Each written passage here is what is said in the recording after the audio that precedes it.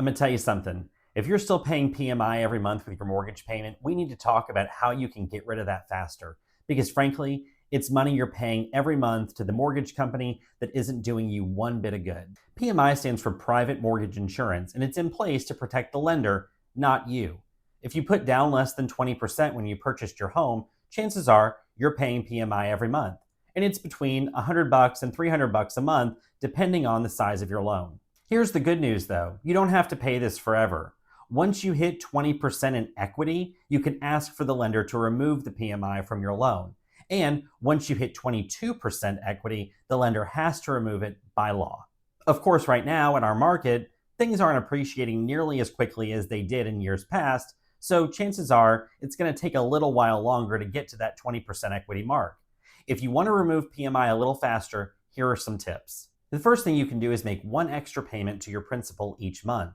Now, obviously, not a whole extra payment, but just whatever you can set aside and spare.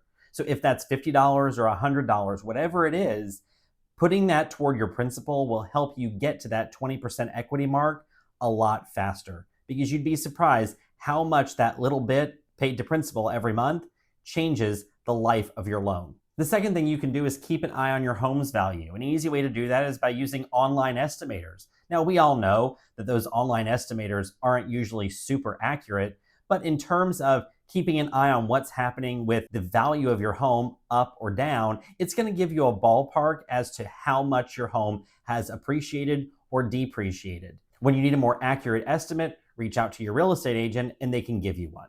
And third, when you get to a place where you think you may have achieved that 20% equity mark, go ahead and have an appraisal done.